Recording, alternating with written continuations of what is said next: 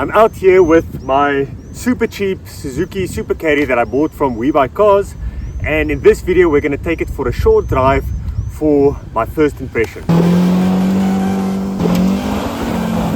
think I strained my neck.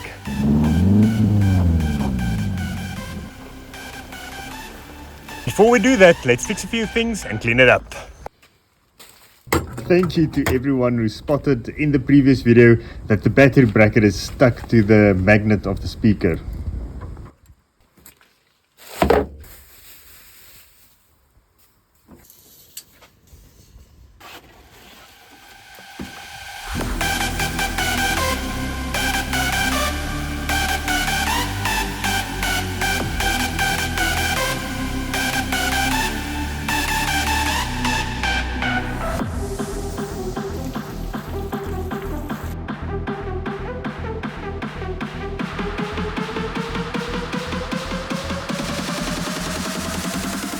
Okay, that's far from sparkling clean, but just look at that water. That was just the interior. Yuck, this thing was dirty. Ooh.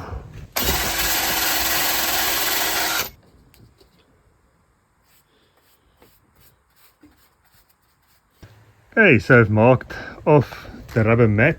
So with our favorite pair of kitchen scissors, so far so good.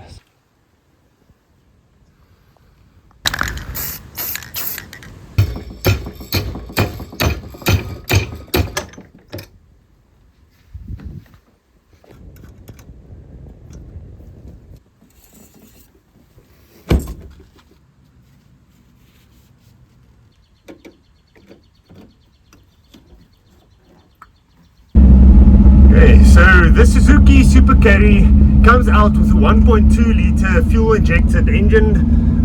It's a lovely little engine delivering 59 kilowatts and 104 newton meters. The maximum power is at 6,000 RPM, so it's quite rev happy. And yeah, let's see, how does it accelerate? Can it spin the wheels?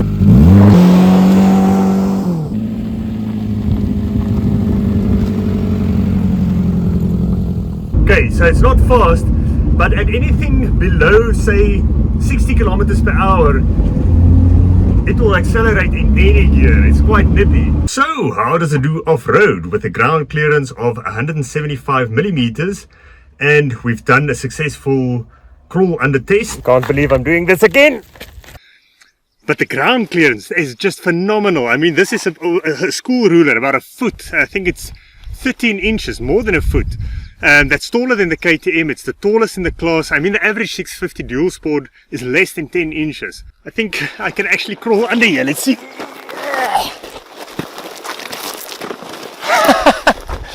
Oh, that's insane.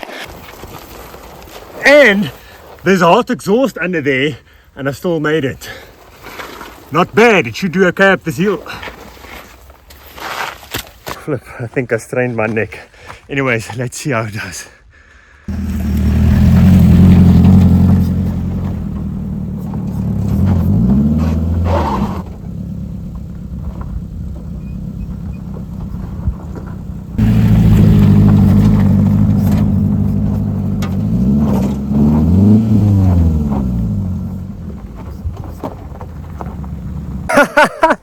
Oh, so that didn't go to plan.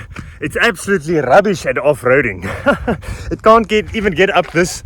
It's not steep at all. I could go up, I don't know. It's not steep at all, and there's no way I can do this. I can maybe charge it, but the radiator is hanging quite low, and I don't want to risk banging it up. But yeah, that was terrible. And that's thanks to no weight on the back, leaf springs, and 155 small little thin tires. Wow, that was terrible. So with an overall length of 3.8 meters and a width of 1.56 meters, it should excel at a turning circle. Let's see.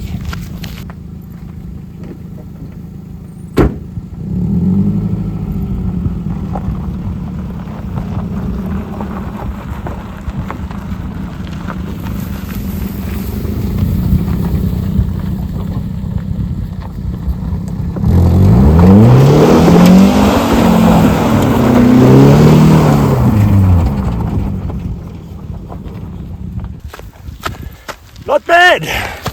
Now let's go over the luxury features inside. Now to be honest, you can count them on one hand. So let's see.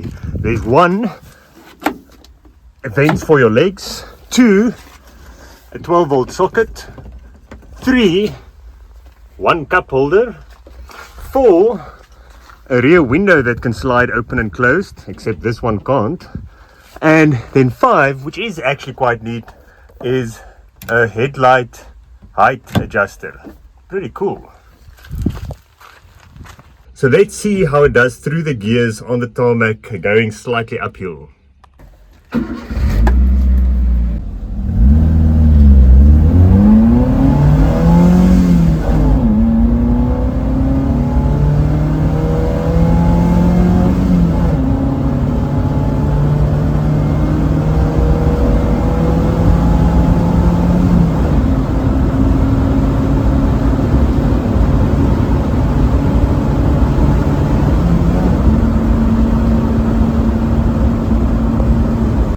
It actually pulls quite alright through the gears, even at 60 kilometers per hour in 5th gear. If you press down the accelerator, there's a bit of a pause, and then when the rev starts to pick up, it starts feeling like it's moving. I topped out at 100 kilometers per hour, not because it wouldn't go anymore, but because there's animals on this road, and if you make an accident in this, if you hit a mouse or a squirrel or something, you're probably not going to survive it.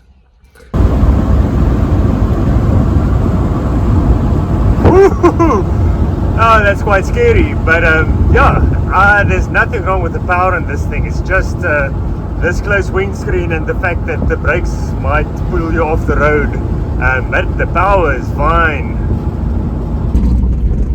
So that's it for my short first impressions on the Suzuki Super Carry. In conclusion, it's nippy and more fun to drive than I expected.